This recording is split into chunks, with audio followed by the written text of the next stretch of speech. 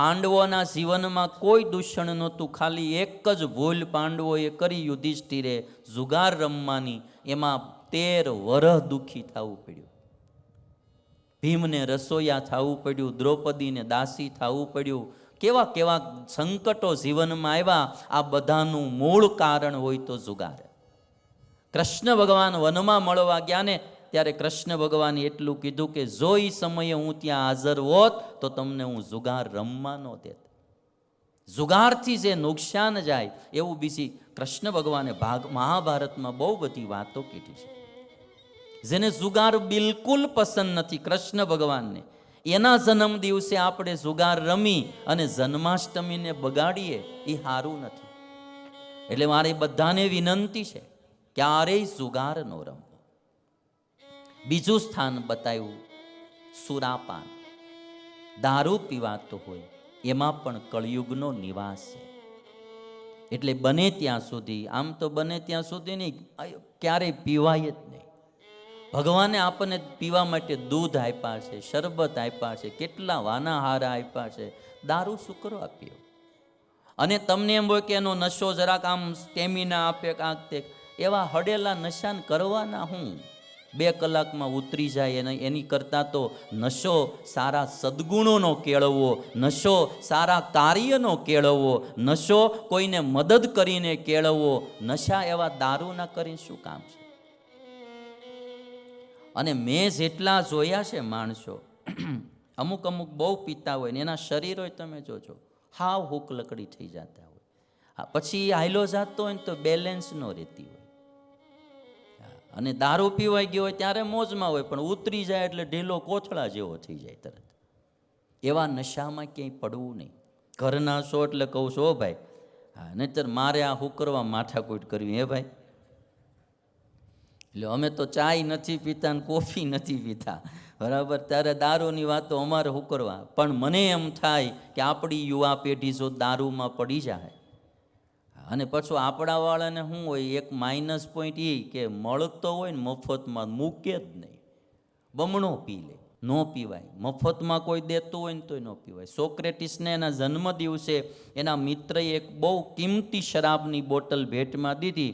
સોક્રેટિસે ઢાંકણું ખોલી ધૂળમાં ઢોળી નાખી. એનો મિત્ર કે હા હા, આટલો કિંમતી શરાબને તે ધૂળમાં ઢોળી શું કરવા નાખ્યો?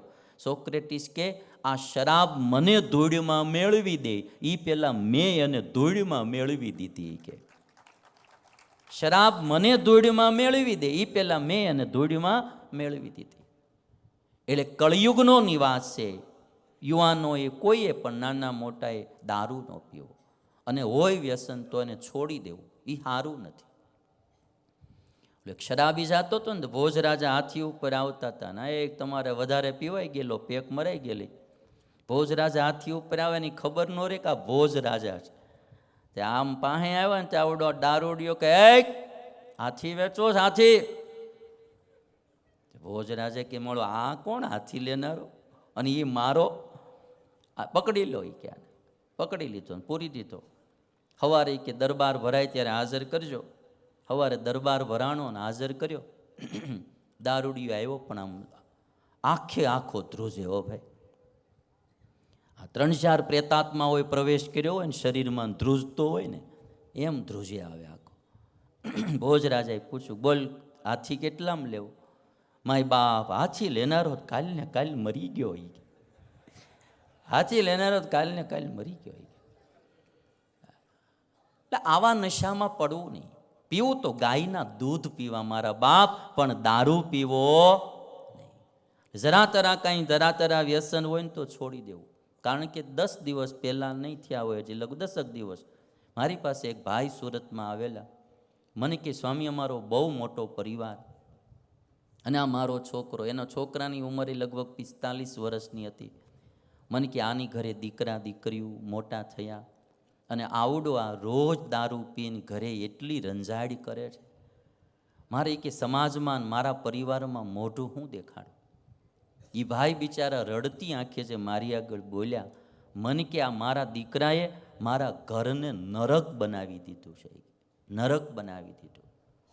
મેં પછી ઓલા ભાઈને કીધું, મેં કીધું એક તમારે કારણે તમારો આખો પરિવાર દુઃખી થાય તો એક દારૂ તમારાથી આવો નથી છૂટતો. મેં કીધું અને એની ક્યાં જીવનમાં જરૂર છે કે દારૂ ન પીએ તો વિટામિન્સ ઘટી જશે, પ્રોટીન્સ ઘટી જશે, એવું જ કંઈ છે નહીં આમાં.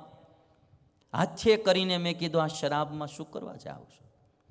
મને કે સ્વામી મને એમ થાય છે કે મારે છોડી દેવો જોઈએ, પણ એ કે છૂટતો નથી. એટલે હું તમારી કથા સાંભળું છું. મેં મારા બાપુજીને કીધું કે આ સ્વામી મને જો કહે તો હું મૂકું, એટલે આજ આવ્યો છું કે તમારી પાસે. પછી ઘણી બધી ભલામણો મેં કરી. ગમે ત્યારે એક દી છોડવો પડશે. એ ભાઈ પછી કહીને ગયો છે મને કે હું હવે છોડી દઈશ. હવે જઈને હું પૂછીશ. એક ભાઈએ એટલા માટે દારૂ છોડવો પડ્યો. મને કે સ્વામી હું મારા દીકરો મોટો થયો જુવાનીઓ અને પછી કન્યા જોવાનું શરૂ કર્યું તો બધાને દીકરો ગમી જાય, અમે રૂપિયાવાળા એટલે ઘર ગમી જાય, બધું ગમી જાય. પણ ગમે ત્યાંથી એને સમાચાર મળે કે છોકરાને બાપો દારૂ પીવે છે કે એટલે કે અટકી જાય કે છોકરાનો સંબંધ થતો થતો અટકી જાય કે. અને પછી કે મને એમ એક દી તમારી કથા સાંભળતો હતો ને એમાં આવ્યું દારૂની વાત. સ્વામિનારાયણના ભગત નહોતા. મને કે આ દારૂની વાત આવીને મને લાગી આવી. પછી નક્કી કર્યું કે મારે કારણે મારા છોકરાનો સંબંધ અટકે ને હારા હારા પાત્રો વયા જાય, આજથી દારૂ નથી પીવો કે. મને કે આ 1 મહિનો થઈ ગયો, લોકડાઉન પહેલાંની વાત, 1 મહિનો થઈ ગયો મેં કે દારૂ નથી પીતો. અને મેં નિયમ લીધું પછી કે અમારા મિત્રો હોય ને પછી એનું ગ્રુપ હોય આખું. એકાદો મેમ્બર ન જાય ને એટલે ફોન કરે, કેમ એલા દેખાતો નથી, એને બોલાવે. એટલે પહેલાં તો આ મિત્રોને છોડવા પડે. એટલે મને કે બોલાવ્યો અને એક દી ગયો હું તો મને કહે છે લે લે. મેં કીધું એ હવે નહીં થાય કે આ મોઢે હવે દારૂ શુરવીર થાય તો જાય. અને એ ભાઈને આજે 3 વર્ષ જેવું થઈ ગયું. લોકડાઉન પહેલાં એણે આ વસ્તુનો નિયમ લીધું હતું. રોજ મંદિરે જાય છે, રોજ કથામાં આવે છે, દારૂ છોડી દીધો અને એ દારૂના પૈસેથી આ દાન પુણ્ય કરતા એ ભાઈ થઈ ગયા છે. માણસ જો ધારે તો આવી મોડી ચીજો જે આ કથાનું આયોજન છે, શા માટે આપણા જીવનમાં કોઈ પણ એવી હેબિટ હોય તો એને છોડી આપણું જીવન સારું બનાવીએ. અને જો ભાઈ એક વસ્તુ કેવી છે કે અમુક વ્યક્તિઓ સારે માર્ગે જાય, સારું કાર્ય કરે તો ભગવાન ને સંતો ભક્તો બધા એના ઉપર રાજી થાય. એટલે બીજું સ્થાન સુરાપાન, ત્રીજું સ્થાન સ્ત્રી સંગ, પર પુરુષને પર સ્ત્રીનો સંગ કે ત્યાં વ્યભિચારમાં કળયુગનો નિવાસ છે. એમાં બી કોઈને શાંતિ થવાની નહીં. વહેલી મોડી ખબર પડ્યા વિના રહેવાની નહીં અને આબરૂ ગયા વિનાની રહેવાની નહીં. એટલે વ્યભિચારમાં પણ કળયુગનો નિવાસ છે.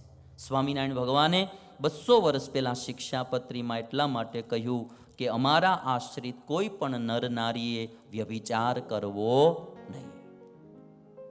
અને ચોથું હિંસા. કોઈ પણ માણસને લેવા દેવા વિનાનો હેરાન કરો, દુઃખી કરો, એ હિંસા છે. અને હિંસામાં કળયુગનો નિવાસ છે. માણસને એના પરિણામ મોડા આવે ને આવે. 4 સ્થાનો બતાવ્યા છે પરીક્ષિત રાજાએ અને કળયુગને છૂટો મૂક્યો છે.